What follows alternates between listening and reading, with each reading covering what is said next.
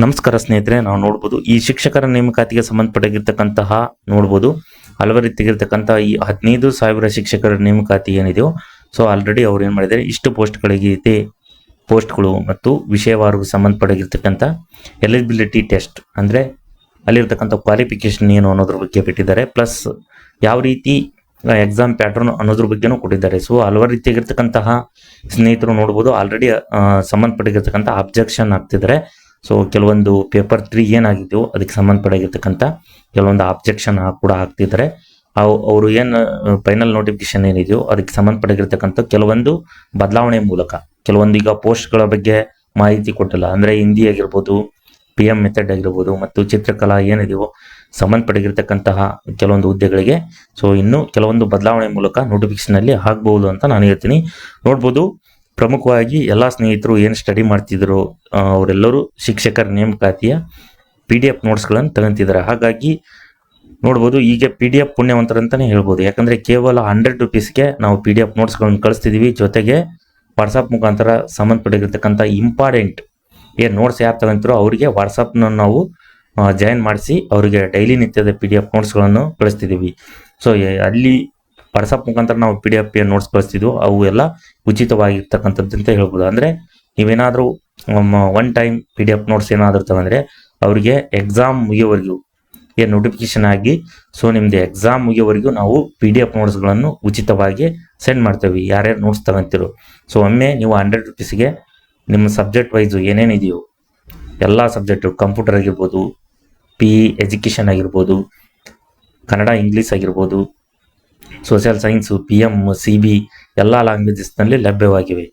ಹಾಗಾಗಿ ಇದಕ್ಕೆ ಸಂಬಂಧಪಟ್ಟಿರ್ತಕ್ಕಂಥ ಇಂಟ್ರೆಸ್ಟ್ ಯಾರು ಓದ್ತಿದ್ರು, ಸೀರಿಯಸ್ ಆಗಿ ಯಾರು ಸ್ಟಡಿ ಮಾಡ್ತಿದ್ರು ಎಲ್ಲ ಸ್ನೇಹಿತರು ಸೊ ಈ ನಂಬರ್ ಶೋ ಆಗ್ತಿದೆಯಲ್ಲ ಈ ನಂಬರಿಗೆ ವಾಟ್ಸಪ್ ಏನಂದರೆ ಮೆಸೇಜ್ ಮಾಡುವ ಮೂಲಕ ನಿಮ್ಮ ಸಬ್ಜೆಕ್ಟ್ಗಳನ್ನು ಏನು ಟೈಪ್ ಮಾಡುವ ಮೂಲಕ ಸೊ ನೀವು ನೋಟ್ಸ್ಗಳನ್ನು ಪಡಿಬೋದು.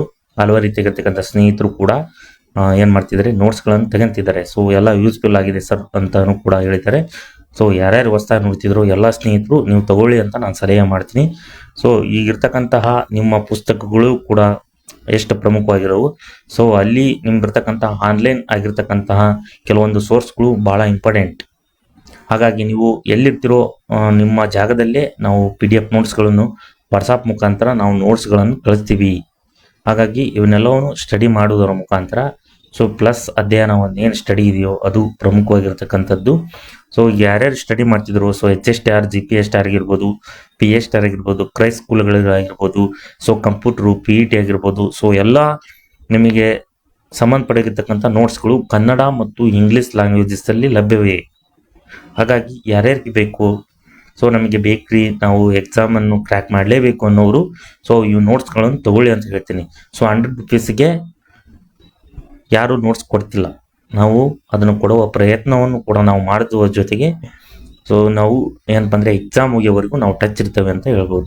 ನಿಮಗೆ ಯಾವುದೇ ಸೊ ಏನಾದರೂ ಟೆಕ್ಸ್ಟು ಸಂಡೇ ಆಗಿರ್ತಕ್ಕಂಥ ಟೆಸ್ಟ್ ನಡೆಸ್ತಿರ್ತಾರೆ. ಸೊ ಅದಕ್ಕೆ ಸಂಬಂಧಪಟ್ಟಿರ್ತಕ್ಕಂಥ ಇನ್ಫಾರ್ಮೇಷನ್ಗಳನ್ನು ಕೂಡ ನಾವು ಸೆಂಡ್ ಮಾಡ್ತಿದ್ದೀವಿ. ಎಲ್ಲ ವಿಷಯಗಳ PDF ಭಾಷೆಗಳು ಇವೆ, ಸರಳ ಭಾಷೆಯಲ್ಲಿ ಕೂಡ ನಿಮ್ಮದು ಎಕ್ಸ್ಪ್ಲನೇಷನ್ ಆಗಿದೆ. ಸೊ ಇವೆಲ್ಲ PDF ಎಕ್ಸ್ಪ್ಲೇನ್ ರೀತಿಯಾಗಿ ಇವೆ. ಹಾಗಾಗಿ ಇದು ಪರೀಕ್ಷೆಗೆ 100% ಸಹಾಯಕವಾಗಿವೆ.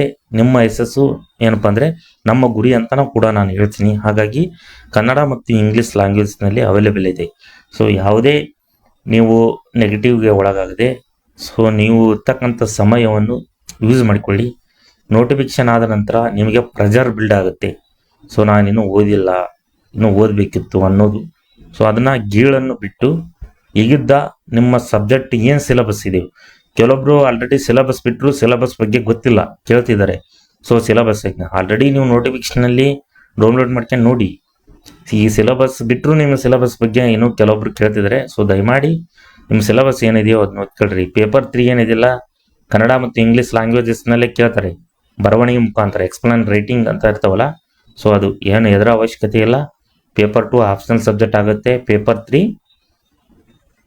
ಎಕ್ಸ್ಪ್ಲನೇಷನ್ ನಿಮ್ಮ ಕನ್ನಡ ಗ್ರಾಮರ್ ಇಂಗ್ಲೀಷ್ ಲ್ಯಾಂಗ್ವೇಜ್ ನೀವು ಮೆಥಡ್ನಲ್ಲಿ ಎದಿರಲ್ಲ ಅನ್ನೋದ್ರ ಬಗ್ಗೆ ಚೆಕ್ ಮಾಡ್ತಾರೆ. ಪೇಪರ್ 1 ಕಾಮನ್ ಆಗಿ GK ಇರುತ್ತೆ, ಅದ್ರ ಬಗ್ಗೆ ಏನೋ ನೀವು ಟೆನ್ಷನ್ ವರಿ ಮಾಡ್ಕೊಳ್ಬೇಡ್ರಿ ಅಂತ ನಾನು ಹೇಳ್ತೀನಿ. ಹಾಗಾಗಿ ನೀವೇನು ಮಾಡಿರಿ, ಸೊ ಈಗ ಫಸ್ಟು ನೀವು ಇರ್ತಕ್ಕಂಥ ಸಿಲೆಬಸ್ಸು ಪೇಪರ್ 1ನಲ್ಲಿ ಎಲ್ಲ ಮುಗಿಸ್ಕೊಡ್ರಿ. ಆಸೊಂದು ಸಬ್ಜೆಕ್ಟು ನೀವು ಗ್ರಿಫ್ ಸೊ ಪೇಪರ್ 3ಗೆ ಸ್ವಲ್ಪ ಡೈಲಿ ಒಂದೊಂದು ಫೇಸ್ 2 ಪೇಜಸ್ಸನ್ನು ನೀವು ಬರವಣೆ ಮುಖಾಂತರ ವ್ಯಕ್ತಪಡಿಸಿ. 1 or 2 ಪೇಜಸ್ ಬರೀರಿ. ಸೊ ಎಲ್ಲಿ 50 ಮಾರ್ಕ್ಸ್ ಕೇಳ್ತಾನೆ ಅನ್ನೋದಾದರೆ ಸ್ವಲ್ಪ ನೀವು ಬರವಣಿಗೆಯನ್ನು ಸ್ವಲ್ಪ ಚೆನ್ನಾಗಿ ಮಾಡ್ಕೊಳ್ಳಿ ಅಂತ ಹೇಳ್ತೀನಿ. ಸೊ ಕೆಲವೊಂದು ಏನಪ್ಪ ಅಂದರೆ ಮೇನ್ ನೋಟಿಫಿಕೇಷನಲ್ಲಿ ಬದಲಾವಣೆಗಳು ಆಗ್ಬೋದು. ಹಲವಾರು ರೀತಿಯಾಗಿರ್ತಕ್ಕಂತಹ ಸ್ನೇಹಿತರು ಆಬ್ಜೆಕ್ಷನ್ಗಳನ್ನು ಕೊಡ್ತಿದ್ದಾರೆ. ಸೊ ಪೇಪರ್ 3ನ ತೆಗೀರಿ ಅಂತ ಅನ್ನೋದ್ರ ಬಗ್ಗೆ.